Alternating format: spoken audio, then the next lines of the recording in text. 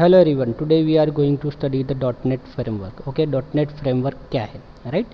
So dot net जो है वो एक सॉफ्टवेयर डेवलपमेंट फ्रेमवर्क है जिसके ऊपर हम मल्टीपल प्रोग्रामिंग लैंग्वेज रन कर सकते हैं, मल्टीपल वेब टेक्नोलॉजी रन कर सकते हैं, राइट? तो ये इसका सिंपल सा ब्लॉक डायग्राम है. This is a block diagram of the dot net framework, right? तो ये लेयर्ड डायग्राम है. ओके, तो सबसे पहले कॉमन लैंग्वेज रन टाइम. अब यहाँ पे डॉट नेट के अंदर हम एक जो इम्पोर्टेंट इसका जो कंसेप्ट है वो ये है, we can run multiple programming languages like C plus plus, V dot net, C sharp dot net, okay, Python. Okay, तो यहाँ पे क्या है कि each and every programming language उसका जो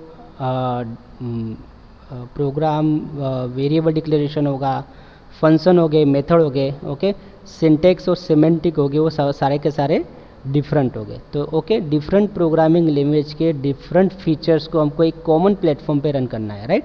और वो कॉमन प्लेटफॉर्म है dot net, right? So dot net is a framework, dot net is a platform. Okay, dot net एक प्लेटफॉर्म है जो मल्टीपल लैंग्वेजेस को रन करता है, राइट? जैसे कि हमारे यहाँ पे ये एग्जांपल में VB dot net and C sharp dot net and other programming language like Python, COBOL, C plus plus, right? वो यहाँ पे अप टू 40 प्रोग्रामिंग लैंग्वेज को डॉट नेट सपोर्ट करता है, राइट? तो यहाँ पे वीबी डॉट नेट है और सी शार्प डॉट नेट है. सी शार्प डॉट नेट है, उसके अंदर सी के कंसेप्ट आते हैं. वीबी डॉट नेट के अंदर VB6 के कंसेप्ट आते हैं, राइट? तो यहाँ पे ये दोनों लैंग्वेजेस अलग है मगर ये एक ही कॉमन प्लेटफॉर्म है, राइट? उसके बाद दूसरा जो लेयर है कॉमन लैंग्वेज स्पेसिफिकेशंस. तो लैंग्वेज के जो स्पेसिफिकेशंस है वो यहाँ पे डिफाइन होते हैं, राइट? कॉमन टाइप सिस्टम यानी मल्टीपल लैंग्वेज के जो भी डेटा टाइप है जो अलग अलग है, राइट? जैसे कि इंटीजर वीबी डॉट नेट में अलग होगा उसका फॉर्मेट, उसका साइज़ वगैरह, और दूसरी लैंग्वेज में कुछ अलग होगा. तो यहाँ पे एक कॉमन टाइप देना है, सारे डेटा टाइप को एक कॉमन टाइप देना है, राइट? सारे प्रोग्रामिंग लैंग्वेज स्पेसिफिकेशन को कॉमन एक फॉर्मेट देना है, राइट? उसके बाद है dot net framework class library. तो ये रेडीमेड लाइब्रेरी है, जैसे कि हेडर फाइल होता है और हम लोग जावा में पैकेज यूज़ करते हैं, राइट? इस तरह यहाँ पे है ना क्लास लाइब्रेरी के थ्रू जो रेडीमेड ऑलरेडी जो प्रोग्राम है वो यहाँ पे स्टोर होते हैं, राइट? उसके बाद है ASP.NET, राइट? तो VB.NET is a programming language but ASP.NET is a web based technology. तो खास करके जो आप मार्केट में भी जाओगे तो वहाँ पे ASP.NET पे वेबसाइट बनता है डॉट नेट के ऊपर, राइट? तो डॉट नेट प्लेटफॉर्म पे हम ASP.NET की वेबसाइट बनाते हैं, राइट? उसके सपोर्ट में जो डेटाबेस होता है वो ADO.NET, राइट? तो ये एक्टिव डेटा ऑब्जेक्ट ADO.NET इसके सपोर्ट में होता है ASP.NET का, राइट? यहाँ पे विंडो फॉर्म्स है, राइट? जो विंडो फॉर्म्स बनेंगे जो मल्टीपल डिफरेंट प्रोग्रामिंग लैंग्वेज के, जैसे VB.NET का अलग फॉर्म बनेगा, C Sharp.NET का अलग फॉर्म बनेगा. ये कंसोल बेस एप्लीकेशन भी हम यहाँ पे कर सकते थे. Console base application like C and Java और C++ also console base application, right? तो एप्लीकेशन के कुछ टाइप होते हैं. एक तो कंसोल बेस एप्लीकेशन होता है जिसके अंदर कंसोल के ऊपर एक कमांड प्रॉम्प्ट के ऊपर CMD कमांड प्रॉम्प्ट के ऊपर हम क्या करते हैं, कोड को रन करते हैं, जैसे कि जावा, राइट? और फॉर्म बेस्ड एप्लीकेशन जिसमें GUI होता है, ग्राफिकल यूज़र इंटरफेस, राइट? जहाँ पे हम इवेंट का यूज़ करते हैं और GUI कंपोनेंट यूज़ करके हम प्रोग्रामिंग करते हैं, इवेंट ड्रिवन प्रोग्रामिंग, राइट? उसके बाद ये डॉट नेट रिमोटिंग यानी क्या कि हमको क्या करना है कि क्लाइंट सर्वर में कम्युनिकेशन कराना है, कंप्यूटर नेटवर्किंग का कुछ सॉफ्टवेयर बनाना है, तो डॉट नेट रिमोटिंग उसका यूज़ है, राइट? मार्केट में अगर हम जाएंगे, अगर डिफरेंट कंपनीज और अगर हमको जॉब चाहिए तो उसके लिए हमको C Sharp.NET with ASP.NET. ASP.NET is a web based technology which support the different programming languages. तो ASP.NET के साथ जनरली यूज़ होता है VB.NET या C Sharp.NET, राइट? और ADO.NET सबके लिए कॉमन है. अगर आपने एक VB.NET के साथ ADO.NET आपने सीख लिया है तो सेम ADO.NET आपको C Sharp के साथ सीखना है और सेम कंसेप्ट उसमें आएंगे, खाली सिंटेक्स थोड़े अलग हो जाएगा, राइट? उसके बाद है common language run time, right? तो ये क्या है, इसका कंपाइलर है जो क्या करेगा कि जो भी प्रोग्राम है या चाहे वो VB.NET में बनाओ, C Sharp.NET में बनाओ, राइट? या और कोई प्रोग्रामिंग लैंग्वेज में बनाओ, राइट? उस सारे प्रोग्राम को एक कॉमन MSIL क्रिएट करेगा, माइक्रोसॉफ्ट इंटरमीडिएट लैंग्वेज, राइट। जैसे कि जावा में होता है जावा कंपाइलर जावा कंपाइलर क्या करता है, डॉट क्लास फाइल ओपन करता है, राइट। बाइट कोड उसको बोलते हैं बाइट कोड। तो यहाँ पे बाइट कोड की जगह पे MSIL है, माइक्रोसॉफ्ट इंटरमीडिएट लैंग्वेज, राइट। तो वो यूज़ होता है, राइट। उसके बाद इसके नीचे जो है कि वो ऑपरेटिंग सिस्टम पे जाता है और ऑपरेटिंग सिस्टम उसको फेच डिकोड एग्जीक्यूट करती है और बाद में आउटपुट आपको आता है, राइट। तो this is a simple .NET architecture. Okay, second thing कि किस तरह प्रोग्राम रन होते हैं हमको यहाँ पे देखना है। जैसे कि मल्टीपल प्रोग्रामिंग लैंग्वेज है, .NET एक प्लेटफॉर्म है जहाँ पे मल्टीपल प्रोग्रामिंग लैंग्वेज रन होती है, राइट। तो यहाँ पे क्या होगा, हर प्रोग्रामिंग लैंग्वेज का उसका एक खुद का कंपाइलर होगा, राइट। जैसे कि हमने अभी हम प्रोग्राम रन करके देखेंगे तो उसमें समझ आ जाएगा हमको किस तरह होता है, राइट। जैसे कि C#.NET है, वहाँ पे अगर वहाँ पे हमने कोई प्रोग्राम बनाया है तो C#.NEट का कंपाइलर उसको कंपाइल करेगा और उसको कन्वर्ट करेगा MSIL में, माइक्रोसॉफ्ट इंटरमीडिएट लैंग्वेज, राइट। उसके बाद अगर F# लैंग्वेज का है, फोर्टन लैंग्वेज का अगर प्रोग्राम है तो F# कंपाइलर उसको कन्वर्ट करेगा MSIL में, राइट। या VB.NET का प्रोग्राम है तो VB का कंपाइलर उसको कन्वर्ट करेगा MSIL में। और ये जो MSIL है वो है पोर्टेबल, राइट। उसको हम डिफरेंट प्लेटफॉर्म पे पोर्टेबल, जैसे कि डॉट क्लास फाइल पोर्टेबल होता है, इस तरह MSIL भी पोर्टेबल है, राइट। उसके बाद आता है CLR, common language run time. तो ये क्या करेगा, ये work as a compiler, right, just JIT, just in time compiler. यानी क्या करेगा ये कि जो भी लैंग्वेज है उसके हिसाब से नेटिव कोड उसको, यानी नेटिव कोड यानी जो तो लो लेवल का कोड है, मशीन कोड है, वो जनरेट हो जाएगा, राइट। ये सिंपल सा ये है ना आर्किटेक्चर है कि मल्टीपल लैंग्वेजेस है, उसके कंपाइलर है और सब कंपाइलर कंपाइल करने के बाद एक MSIL क्रिएट होगा, राइट। और MSIL ही work as a byte code, right, जो पोर्टेबल होगा, जो मल्टीपल मशीन पे हम रन करेंगे। ओके, तो सिंपल सा ये इसका आर्किटेक्चर है एंड हाउ टू, ये सिंपल इसका ब्लॉक डायग्राम है, ये मल्टीपल लैंग्वेज को किस तरह रन होता है वो है, राइट। सेकेंड दिन हम एक प्रोग्राम रन करके देखेंगे। यहाँ पे हम क्या करना है, .NET हमारे PC में हमको इंस्टॉल करना है, उसके बाद .NET को ओपन करना है। तो यहाँ पे माइक्रोसॉफ्ट विजुअल स्टूडियो 2010 ये मेरे पास है, ये मैं ओपन करता हूँ, राइट। यहाँ पे मैंने इसको ओपन किया, ओके। तो ये ओपन हो जाएगा, राइट। ओपन हो जाने के बाद ये इसका GUI है, ये इसका ग्राफिकल यूज़र इंटरफेस एडिटर है, ओके। यहाँ पे हम प्रोग्राम एडिट करेंगे, राइट। तो सबसे पहले हमको डिसाइड करना पड़ेगा कि हमको कौन सा प्रोग्राम बनाना है, राइट। तो यहाँ पे प्रोग्राम बनाने के लिए सबसे पहले आपको जाना पड़ेगा फाइल में, राइट। फाइल में जाके न्यू करो। तो न्यू में यहाँ पे दो चीज़ आएगी, एक है प्रोजेक्ट और दूसरा है वेबसाइट। तो अगर आपको ASP.NET का वेबसाइट बनाना है तो वेबसाइट पे क्लिक करो, या फिर आपको विंडो बेस एप्लीकेशन बनाना है तो प्रोजेक्ट पे क्लिक करो। जब भी आप प्रोजेक्ट पे क्लिक करोगे तो ये विंडो ओपन हो जाएगा, राइट। ये डायलॉग बॉक्स ओपन हो गया। यहाँ पे देखो मल्टीपल लैंग्वेजेस है, राइट। मैंने इंस्टॉल करने के टाइम पे इतनी लैंग्वेजेस रखी थी।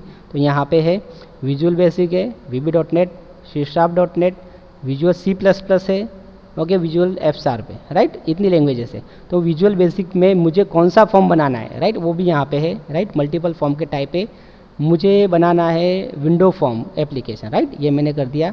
यहाँ पे उसका नाम देना है तो आप नाम दे सकते हो, ओके ओके। यहाँ पे आपने लोकेशन ई के टेस्ट में वो जाके स्टोर होगा, राइट। और यहाँ पे इसको मैं ओके कर देता हूँ, ओके।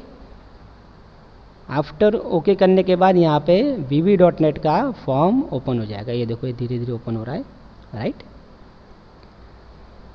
और ओके, ये देखो ये ओपन हो गया। ये फॉर्म 1 है हमारा, जहाँ पे हम GUI graphical user interface create करेंगे, कंपोनेंट पुट करेंगे, राइट। ये सॉल्यूशन एक्सप्लोरर है जिसमें आप मल्टीपल फॉर्म यहाँ पे ऐड करोगे, जो भी प्रोजेक्ट बनाना है आप बना सकते हो। ये प्रॉपर्टी विंडो है, इसकी प्रॉपर्टी चेंज करने के लिए सिंपल, राइट। फॉर्म की प्रॉपर्टी चेंज करना तो यहाँ पे फॉर्म की प्रॉपर्टी आ जाएगी, और कंट्रोल की प्रॉपर्टी चेंज करना है तो कंट्रोल की प्रॉपर्टी आएगी। जैसे कि मुझे बैकग्राउंड कलर चेंज करना है, राइट। तो यहाँ पे मैं क्लिक करूँगा और सपोज मैंने ये बैकग्राउंड ले लिया, राइट। तो देखो यहाँ पे बैकग्राउंड कलर चेंज होगा, राइट। इस तरह प्रॉपर्टी हम सेट कर सकते हैं, ओके। उसके बाद ये तुम्हारा जो टाइटल बार है, ये मेनू बार है, ये टूल बॉक्स है, ये तो सब कॉमन है, राइट। उसके बाद जो मेन जो इंपॉर्टेंट है वो टूल बॉक्स है, राइट। ये टूल बॉक्स में क्या होगा, हमको टूल पुट करेंगे हम। जैसे कि मुझे 2 लेवल को पुट करना है, तो यहाँ पे मैं टूल बॉक्स में जाऊँगा और यहाँ पे जो लेबल है वो लेबल में सर्च करूँ, ये लेबल है, इस पर मैं डबल क्लिक करूँगा या ड्रैग एंड ड्रॉप करूँगा तो यहाँ पे आएगा। देखो लेबल 1 आ गया ये यहाँ पे, राइट। यहाँ पे मैं सपोज लेबल 1 की प्रॉपर्टी यहाँ पे, ओके, इस पर क्लिक करो, राइट। और इधर मेरे को टेक्स्ट, उसका टेक्स्ट प्रॉपर्टी में जाओ, लेबल 1 की टेक्स्ट प्रॉपर्टी में जाओ, यहाँ पे मैं चेंज कर देता हूँ, क्या कर देता हूँ, एडिशन का प्रोग्राम बना देते, एंटर फर्स्ट नंबर, ओके, ये मैंने कर दिया, एक लेबल दे दिया मैंने, एंटर फर्स्ट नंबर। इसको बोल्ड करना है तो आप बोल्ड वगैरह भी कर सकते हो यहाँ पे, इसको मैं बड़ा कर देता हूँ बोल्ड। तो इसके फॉन्ट में जाओ, फॉन्ट प्रॉपर्टी कहाँ पे, देखो ये फॉन्ट प्रॉपर्टी, उस पर क्लिक करो, राइट। तो यहाँ पे डायलॉग बॉक्स ओपन हो जाएगा, जो भी आपको टेक्स्ट फॉन्ट रखना है टाइप उसका वो आप यहाँ पे सिलेक्ट कर लो। एरियल रखता हूँ, बोल्ड कर दिया, साइज़ 10 दे दिया, ओके, तो इसका साइज़ हो गया, राइट। उस तरह आपको सेकंड टेक्स्ट बॉक्स लेबल आपको करना है तो वो डबल क्लिक करो, सेकंड वाला आ जाएगा, राइट। यहाँ पे इसको आप ड्रैग एंड ड्रॉप कर दो, इसको आप बड़ा भी कर सकते हो।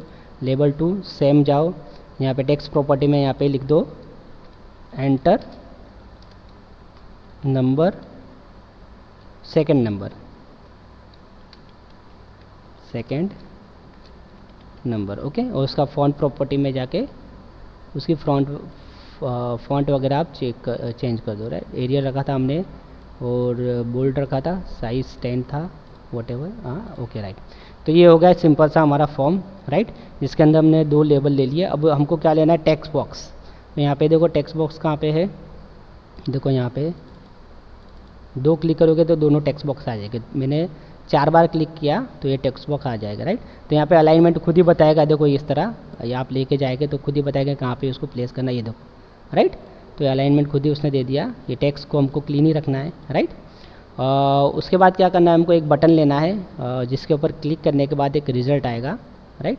तो बटन ले लो, एक बटन का मैं प्रॉपर्टी यहाँ पे चेंज कर देता हूँ, क्या लिख देता हूँ मैं, ऐड, ओके, ये ऐड कर दिया। फॉन्ट वगैरह चेंज करना तो आप यहाँ पे प्रॉपर्टी विंडो में जाके वो चेंज कर सकते हो, ओके, ऐड बटन, राइट।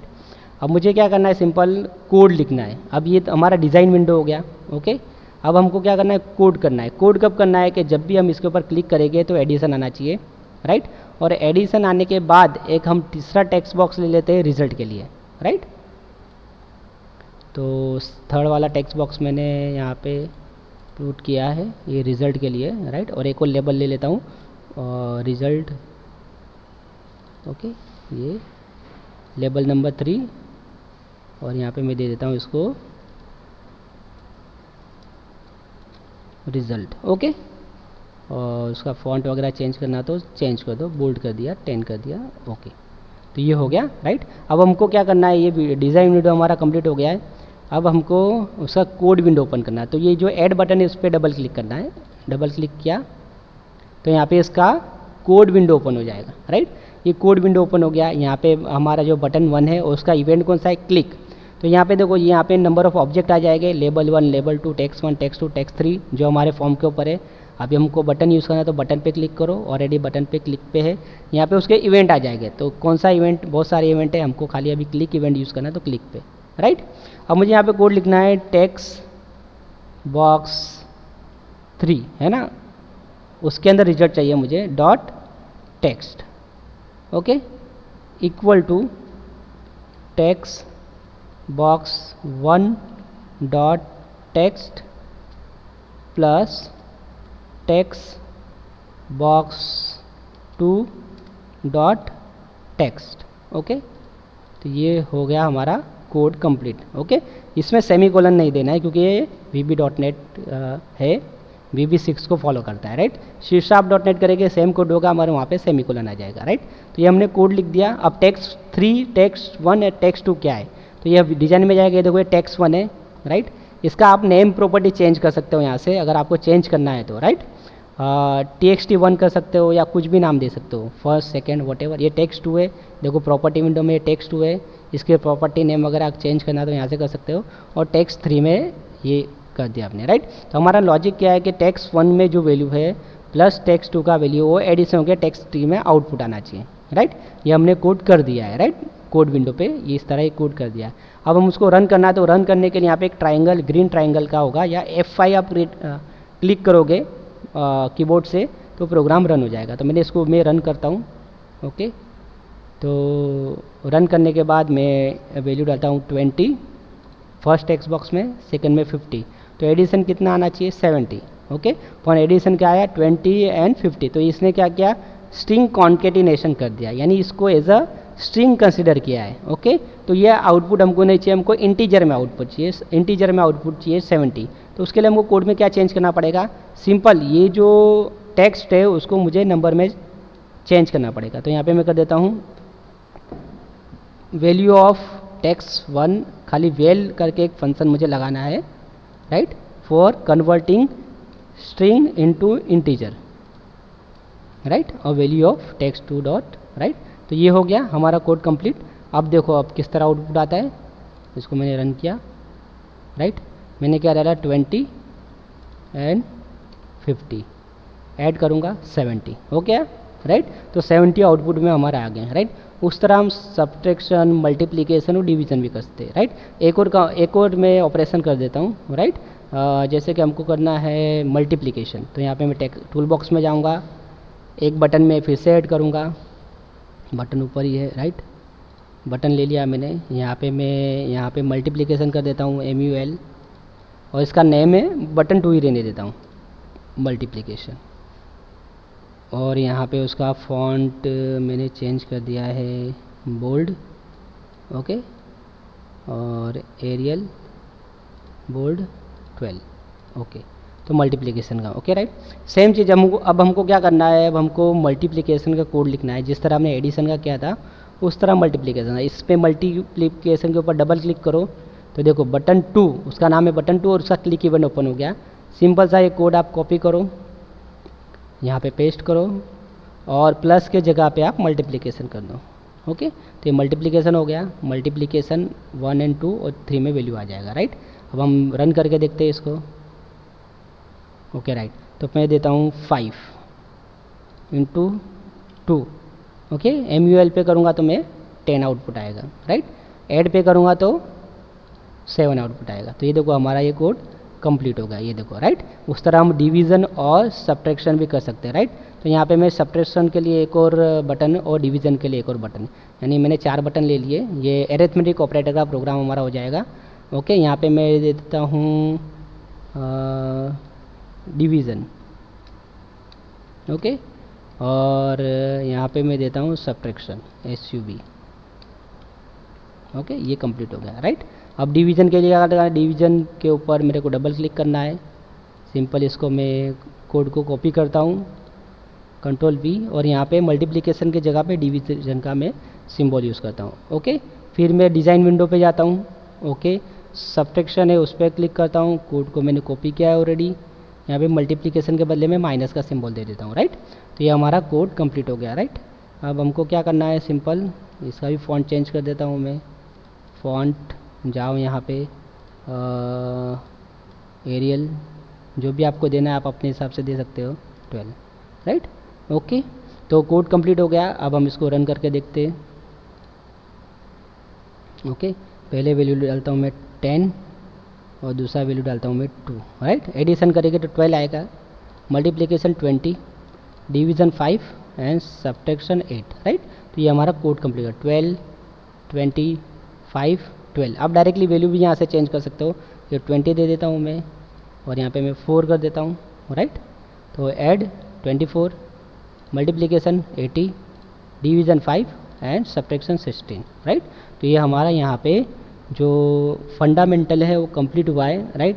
जिसके अंदर हमने देखा है architecture of .NET framework, right. जो हमने ये शुरू में यहाँ पे आर्किटेक्चर देखा था, राइट। तो हमने VB.NET का प्रोग्राम किया है, फिर कॉमन लैंग्वेज स्पेसिफिकेशंस, ओके, क्योंकि यहाँ पे मल्टीपल लैंग्वेजेस है, उसको कॉमन स्पेसिफिकेशन देने के लिए कुछ टूल चाहिए, वो यहाँ पे प्रोवाइड होगा। Common type system, different data type से उसके सिंटेक्स सिमेट्रिक अलग अलग है, उनको कॉमन फॉर्मेट देने के लिए CTS यूज़ होगा।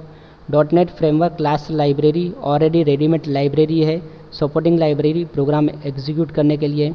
ASP.NET is a web based dynamic web based technology है, जिससे हम वेबसाइट बनाएंगे। विंडो फॉर्म है, कंसोल एप्लीकेशन, जो हम कंसोल एप्लीकेशन भी बना सकते हैं, राइट। जैसे जावा में हम लिखते हैं, कोड करते हैं, उस तरह हम कंसोल यहाँ पे कर सकते हैं। ADO.NET it provide a database backend facility for the web-based technology and the programming languages. .NET reporting is used for the client server architecture computer network system, okay, जिसके अंदर हम क्या करेंगे, उसके प्रोग्राम्स बनाएंगे। And common language run time, ये compiler है जो मल्टीपल लैंग्वेज को कॉमन क्या प्लेटफॉर्म में कन्वर्ट करेगा, जो हमने यहाँ पे देखा है, राइट। मल्टीपल लैंग्वेज है, ओके, कंपाइलर है जो उसको MSIL में कन्वर्ट करेगा, और आफ्टर MSIL में कन्वर्ट करने के बाद CLR उसको मशीन कोड में कन्वर्ट करेगा, ओके। तो ये हमारा सिंपल सा ये है, राइट, आर्किटेक्चर हो गया। उसके बाद हमने ये प्रोग्राम देखा जिसके अंदर ये डिज़ाइन विंडो है, प्रॉपर्टी विंडो देखी, टूल बॉक्स देखा, राइट। उसके बाद हमने इसको रन टूल बॉक्स से हमने कंपोनेंट्स को पुट किया, राइट, टेक्स्ट बॉक्स, लेबल और कमांड बटन, राइट। फिर हमने सिंपल सा कोड लिखा, add, multiplication, division and subtraction, right. जो कोड को आपको इवेंट ड्रिवन है, यानी क्लिक करोगे तो कोड रन होगा। जैसे कि ऐड पे डबल क्लिक करो, ये उसका कोड है, राइट। ये मल्टीप्लिकेशन का कोड है, ये डिवीजन का, और ये माइनस का कोड है, राइट। तो इसको रन करना है तो सिंपल है, रन करने के लिए F5 दबाओ, या फिर ये स्टार्ट डिबगिंग F5 दबाओ, या फिर ये ग्रीन वाला बटन दबाओ, राइट। तो प्रोग्राम रन हो जाएगा, ओके। अगर इसमें किसी को कुछ डाउट है तो कमेंट बॉक्स में कमेंट करके पूछ सकते हो, okay. Thank you so much.